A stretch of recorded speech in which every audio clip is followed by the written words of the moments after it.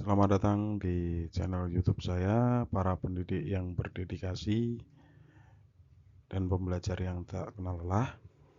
Di video kali ini kita akan membahas soal tryout part 2 yang terdiri dari 10 soal pretest atau mungkin juga UKM PPG guru kelas SD. Jadi, jika Anda sedang berjuang untuk meraih impian menjadi seorang guru profesional, atau Anda adalah seorang guru yang ingin terus meningkatkan kemampuan dan pengetahuannya, Anda berada di tempat yang tepat. Mari kita mulai pembelajaran kita kali ini. Soal pertama, nilai-nilai Pancasila sebagai dasar dan pandangan hidup bangsa perlu diwujudkan dalam kehidupan sehari-hari. Nilai-nilai Pancasila sebagai dasar negara dimaksudkan untuk A. Mewujudkan kepribadian bangsa Indonesia. B. Mewujudkan kesepakatan perjanjian luhur bangsa. C. Mewujudkan semua aktivitas kehidupan bangsa Indonesia sehari-hari. D. Mengatur perilaku bermasyarakat bagi seluruh warga masyarakat. E. Mengatur penyelenggaraan pemerintahan. Baik, jawaban yang benar adalah A, yaitu mewujudkan kepribadian bangsa Indonesia. Karena nilai-nilai Pancasila sebagai dasar negara Indonesia dirumuskan untuk membangun dan memperkuat identitas dan karakter bangsa Indonesia yang berdasarkan nilai-nilai luhur dan universal. Pancasila mencakup 5 nilai, yaitu ketuhanan yang Maha Esa, kemanusiaan yang adil dan beradab, persatuan Indonesia, kerakyatan yang dipimpin oleh hikmat kebijaksanaan dalam permusyawaratan perwakilan, dan keadilan sosial bagi seluruh rakyat Indonesia. Nilai-nilai Pancasila ini harus menjadi pedoman bagi seluruh warga negara Indonesia dalam berperilaku dan berinteraksi dalam kehidupan sehari-hari. Baik, lanjut di soal berikutnya. Meminjam barang seringkali dilakukan oleh siswa. Pada saat meminjam, siswa meminta izin pada temannya. Beberapa teman tidak minta izin, tetapi langsung menggunakan barang tersebut karena ada di atas meja. Setelah selesai menggunakan barang, siswa tidak mengucapkan terima kasih. Siswa meletakkan kembali barang di atas meja. Barang yang dipinjam seringkali menjadi hilang karena pemilik barang tidak tahu barangnya dipinjam. Nah, upaya yang dapat dilakukan agar siswa menghargai barang milik orang lain adalah A. Mengajarkan etika dalam pinjam-meminjam. B. Meminta siswa memberi nama pada setiap barang yang dimiliki. C. Mengajak siswa bermain peran dengan tema kehilangan barang yang disayangi. D. Mewajibkan siswa memiliki peralatan belajar sendiri. E. Membiasakan siswa menggunakan kata ajaib, tolong, maaf, dan terima kasih. Oke, jawaban yang benar adalah A. Mengajarkan etika dalam pinjam-meminjam. Karena mengajarkan etika dalam pinjam-meminjam dapat membantu siswa untuk memahami pentingnya menghargai barang milik orang lain. Beberapa hal yang dapat diajarkan adalah meminta izin terlebih dahulu sebelum meminjam barang, memberikan ucapan terima kasih setelah menggunakan barang, dan merawat barang yang dipinjam dengan baik agar tidak hilang atau baik. Soal selanjutnya. Dalam rangkaian kegiatan pembelajaran, guru perlu memotivasi siswa untuk mengawali kegiatan pembelajaran di kelas. Salah satu indikator pencapaian kompetensi dasar di kelas 2 adalah menerima keberagaman karakteristik individu sebagai anugerah Tuhan Yang Maha Esa di sekolah. Aktivitas yang dapat dilakukan untuk membangkitkan motivasi siswa dapat berupa A. Guru meminta siswa untuk mewarnai aneka gambar terkait keberagaman di sekolah. B. Guru bertanya tentang apa saja keberagaman yang ada di sekolah. C. Guru menyampaikan manfaat mempelajari keberagaman di sekolah. D. Guru meminta siswa untuk menyebutkan karakteristik masing-masing sehingga teman-teman dapat saling memahami. E. Guru menampilkan video berisi keberagaman yang ada di sekolah dan meminta siswa untuk menyebut beberapa keberagaman yang ada di video. Jawaban yang tepat adalah C, yaitu guru menyampaikan manfaat mempelajari keberagaman di sekolah. Menyampaikan manfaat mempelajari keberagaman di sekolah dapat membantu membangkitkan motivasi siswa untuk belajar tentang keberagaman.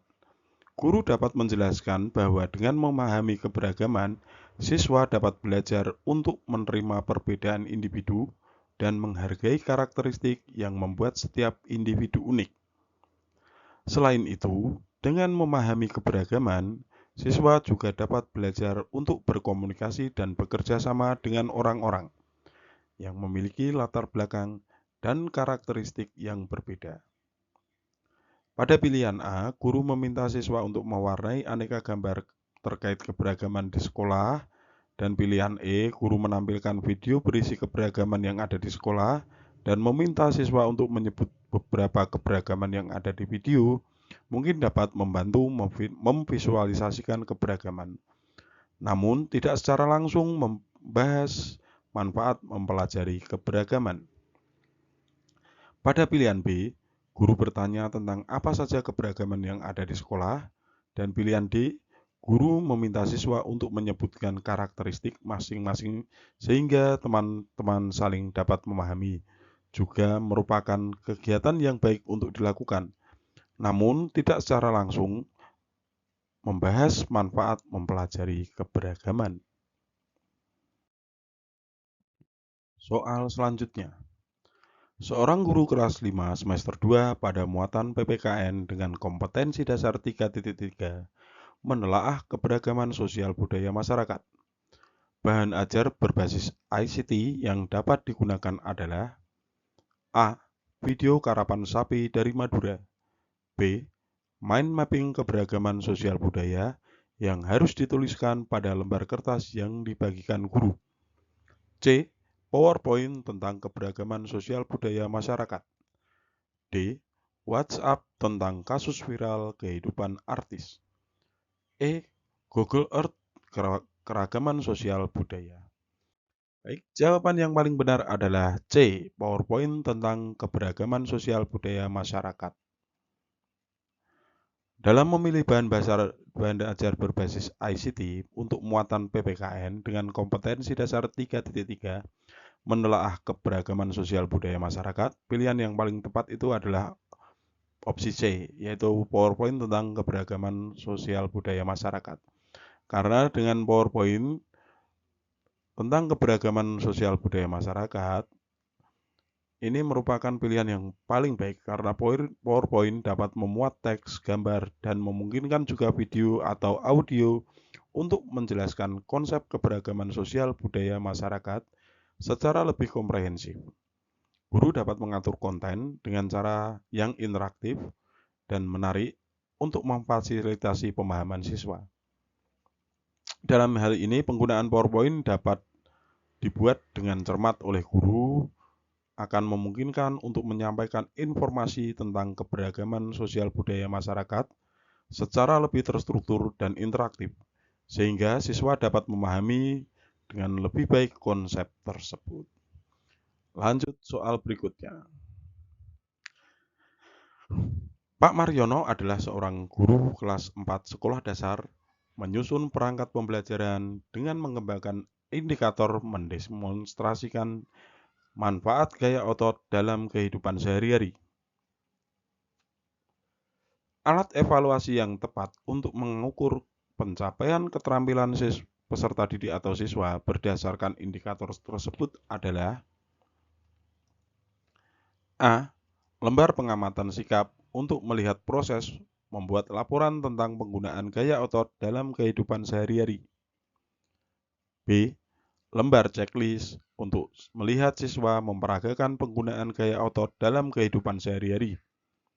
C. Lembar soal untuk melihat kemampuan siswa membuat laporan tentang manfaat gaya otot dalam kehidupan sehari-hari. D. Soal tes untuk melihat kemampuan menjelaskan cara menggunakan gaya otot dalam kehidupan sehari-hari. E. Soal cerita untuk menceritakan cara menggunakan gaya otot dalam kehidupan sehari-hari. Jawaban yang paling benar adalah lembar checklist. B. Lembar checklist untuk melihat siswa memperagakan penggunaan gaya otot dalam kehidupan sehari-hari. Alat evaluasi yang tepat mengukur pencapaian keterampilan peserta didik berdasarkan indikator tadi adalah opsi B.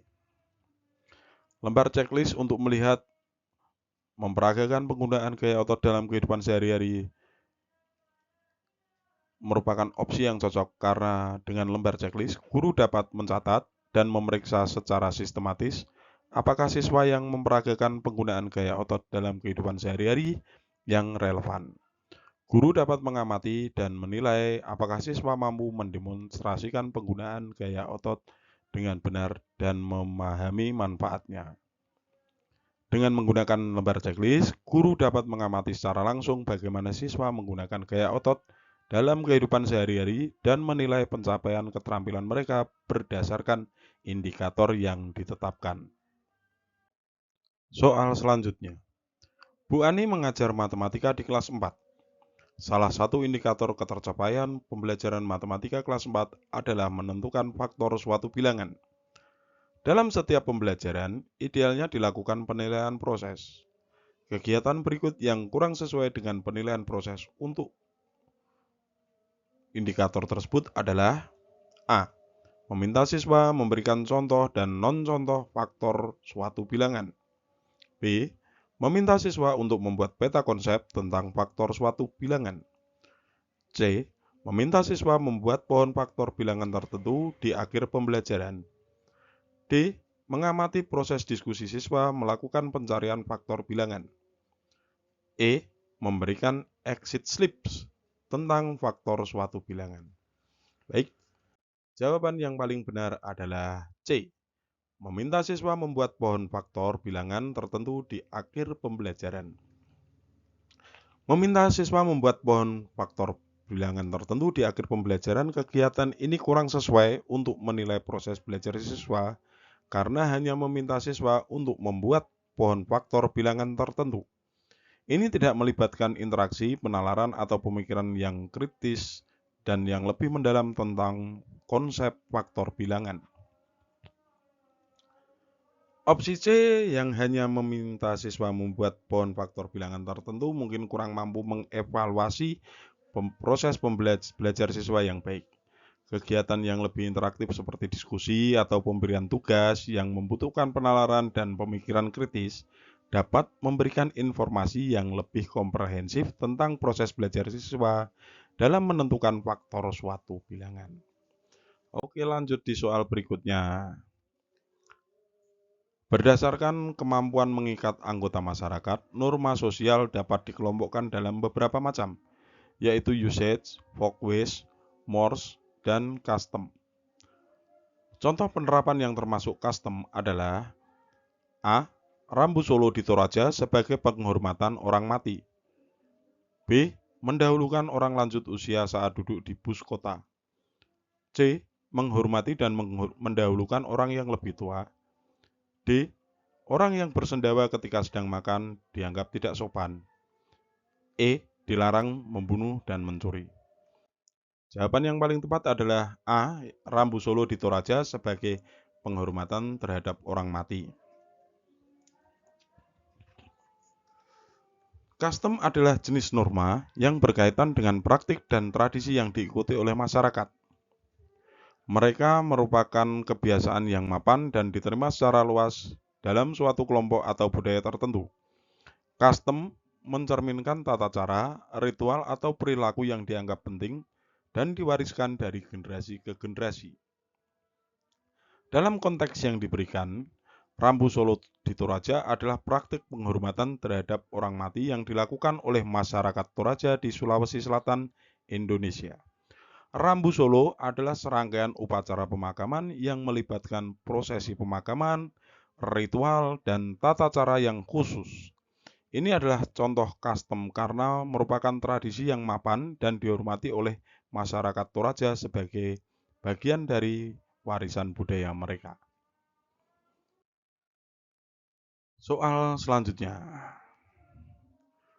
Pilihan menjadi guru membawa konsekuensi untuk setia pada negara Republik Indonesia. Maka tindakan profesional yang dilakukan adalah A. Memajukan akses pendidikan di pulau terpencil dan terluar.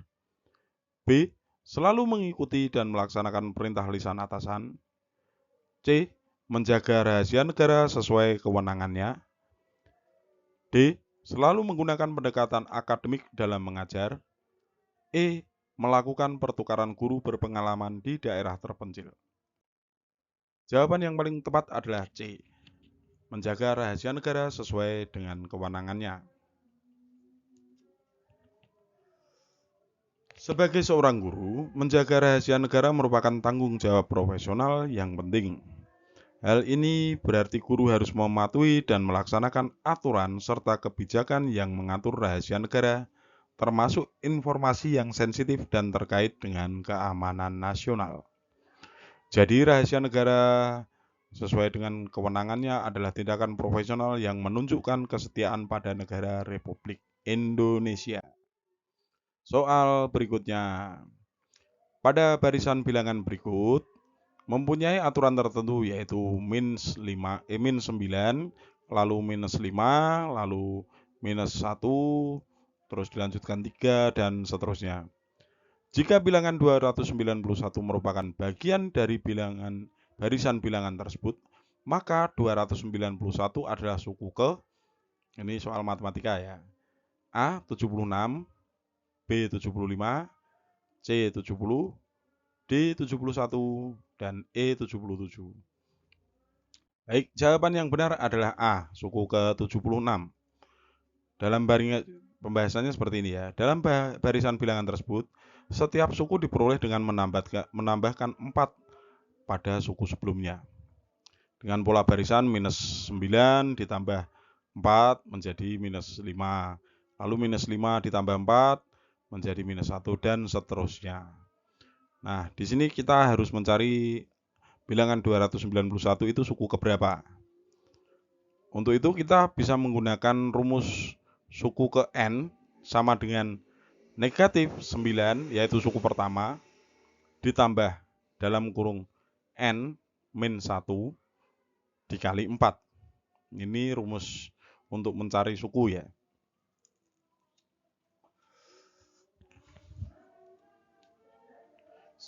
Ketika kita ingin mencari nilai N merupakan yang menghasilkan nilai 291, maka kita mensubstitusikan nilai tersebut ke dalam rumus, yaitu 291 sama dengan 9 -9 plus N plus -1 dikali 4.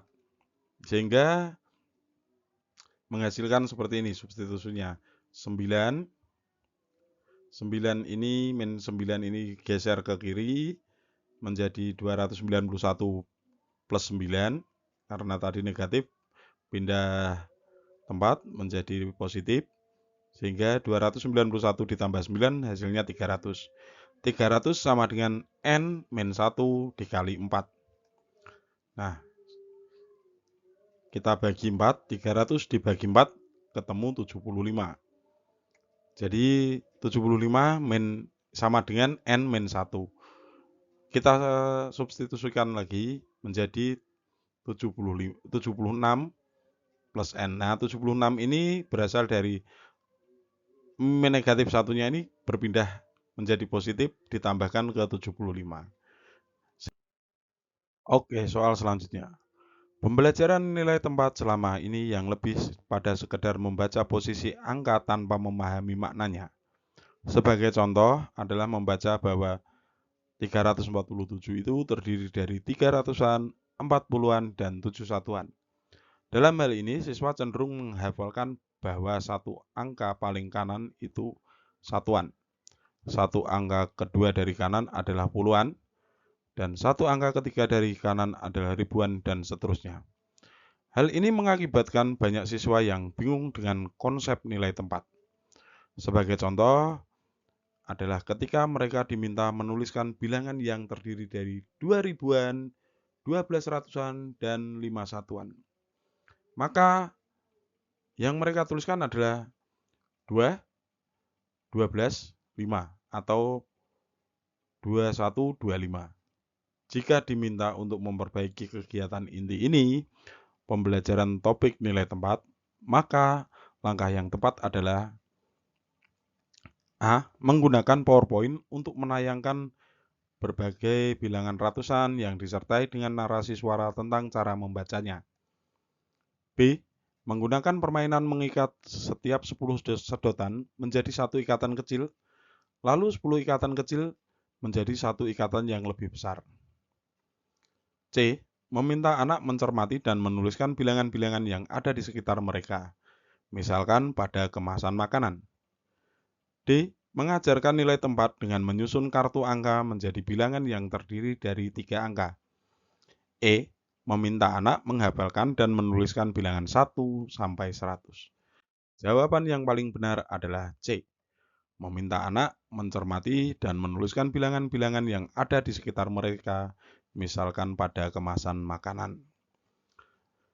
Alasannya dengan melibatkan objek-objek di sekitar mereka seperti kemasan makanan yang memiliki angka pada labelnya, siswa akan dapat melihat dan mempraktikkan nilai tempat secara konkret. Mereka dapat mengamati dan menuliskan bilangan-bilangan tersebut sehingga dapat memperkuat pemahaman mereka tentang nilai tempat. Metode ini melibatkan pengalaman nyata dan mengaplikasi dalam kehidupan sehari-hari, sehingga membantu siswa memahami makna nilai tempat secara lebih mendalam.